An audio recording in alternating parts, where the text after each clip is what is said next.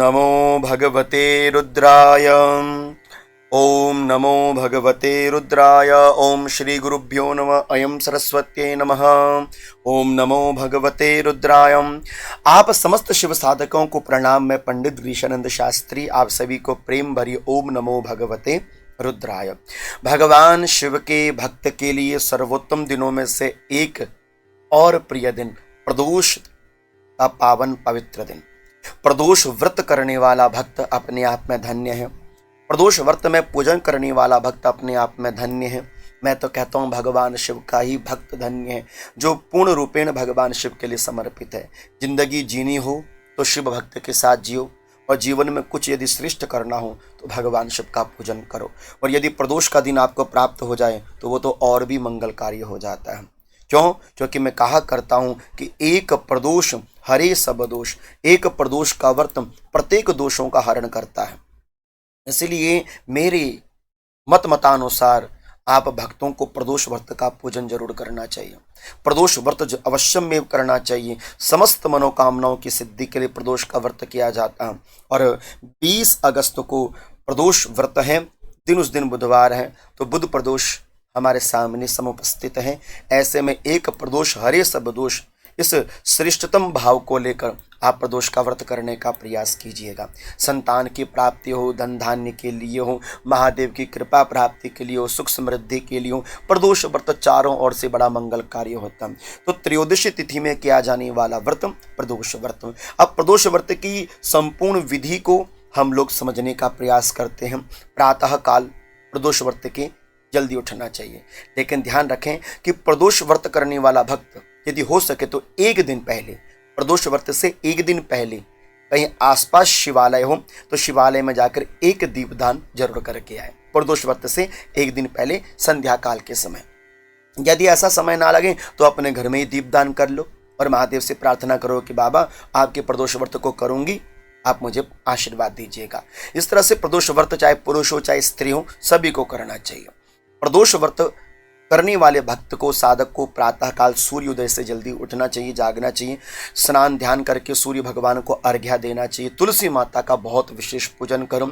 अपने घर में जो बेलपत्री का पेड़ लगाया है उसमें बिल्वेश्वर महादेव वास करते हैं। मैं आपको बार बार समझा रहा हूँ, बार बार बता भी रहा हूँ कि बिल्वेश्वर महादेव का पूजन बेलपत्री के पेड़ के नीचे ओम बिल्वेश्वराय नमः, ओम बिल्वेश्वराय नमः, ओम बिल्वेश्वराय नमः, इस प्रकार से कहते हुए बिल्वेश्वराय नमः करते हुए आपने पूजन बेलपत्री का भी करना चाहिए। सब प्रातः काल के समय हो सके तो आपने कुछ विशेष सामग्रियां हैं जो भगवान शिव के पूजन के लिए रखनी चाहिए, जिसमें से आप देख सकते हैं भस्म या चंदन हो आपके पास, 11 बेलपत्र, 11 दुर्वा, 11 साबुत चावल, 11 तिल, 11 जौ, है ना। जल का एक कलश, उसमें थोड़ा सा काला तिल डाल के रखना। 2 मिट्टी के दिए जो लंबी बाती वाले हों, तिल का तेल, दूध यदि गाय का कच्चा मिल जाए बहुत बढ़िया रहेगा। और ये व्यवस्थाएं करके आपने संकल्प किस कामना हेतु तो कर रहे हैं ऐसा मन में संकल्प करके आपने प्रदोष व्रत प्रारंभ कर लेना चाहिए।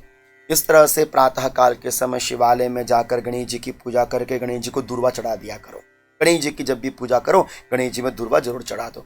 दूर्वा इत्यादि चढ़ाने के बाद भगवान शिव पर दूध से, दही से, घी से, शहद से, कुछ नहीं है तो केवल जल से, काला तिल से भगवान शिव का स्नान करा दो।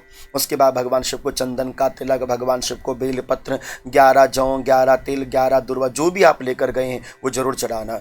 बुधवार का दिन है इसलिए हरी मूंग की दाल यदि आप महादेव पर चढ़ा सको अच्छी बात है। बेलपत्र तो जरूर आपने महादेव पर चढ़ानी चाहिए। इस तरह से 2 मिनट बैठकर ओम नमो भगवते रुद्राय इस महामंत्र का आपको जप कर लेना चाहिए। मनसा वाचा कर्मणा भाव से पवित्रता बनाकर रखें। प्रदोष व्रत में सुबह के समय 2 मिट्टी के दिए, एक महादेव को जलाना अर्पण करना चाहिए और दूसरा बेलपत्र के नीचे बिल्वेश्वर महादेव का पूजन करके जल इत्यादि चढ़ा के बेलपत्र के पेड़ के नीचे ओम बिल्वेश्वराय नमः, ओम बिल्वेश्वराय नमः इस प्रकार से बोलते हुए महादेव को दूसरा दीपदान बेलपत्र के पेड़ के नीचे करके 3 परिक्रमा बेलपत्र की करके संपूर्ण अपना कार्य करना चाहिए। उसके बाद संध्या काल के समय अब आपने आना चाहिए। संध्या काल के समय भी यदि आपके आसपास कहीं शिवालय है तो शिवालय में जाओ और शिवालय में आप सामग्री लेकर जाओ, जैसे 5 मिट्टी के दिए, है ना, 5 लंबी बाती तिल का तेल, 11 जौ, 11 तिल, 11 साबुत चावल, 11 दुर्वा, 11 बिल्वपत्र, शिवलिंग में स्नान हेतु दूध, दही, घी, शहद, शक्कर, पंचामृत, ये सब चीजें नोट कर लीजिएगा आप।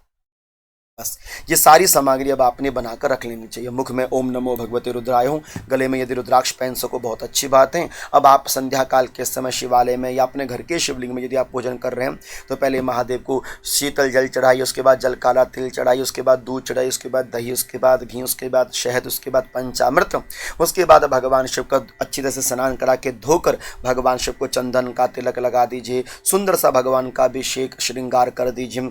भगवान शिव को जो आपने 11 की सामग्री बनाकर रखी है संख्या में, है ना, सब महादेव को एक एक करके चढ़ाना, इकट्ठे मत चढ़ाओ, एक एक करके चढ़ाओ। ओम नमो भगवते रुद्राय, ओम नमो भगवते रुद्राय, ओम नमो भगवते रुद्राय, इस महामंत्र के माध्यम से आप भगवान शिव का पूजन करते रहो निरंतर।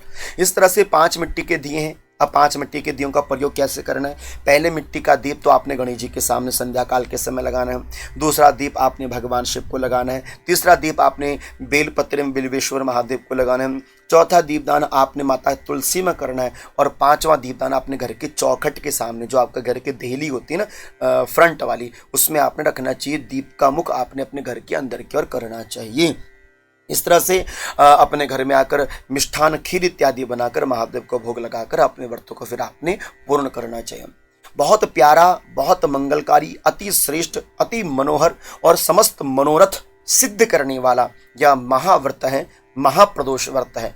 चाहूँगा कि इस प्रदोष व्रत को आप भी बड़ी विधि से, बहुत विधान से, श्रद्धा समर्पण से अपने महादेव इष्ट के प्रति समर्पित भाव से करने का प्रयास कीजिएगा। आप सभी को वंदन प्रणाम। ओम नमो भगवते रुद्राय, ओम नमो भगवते रुद्राय, ओम नमो भगवते रुद्राय।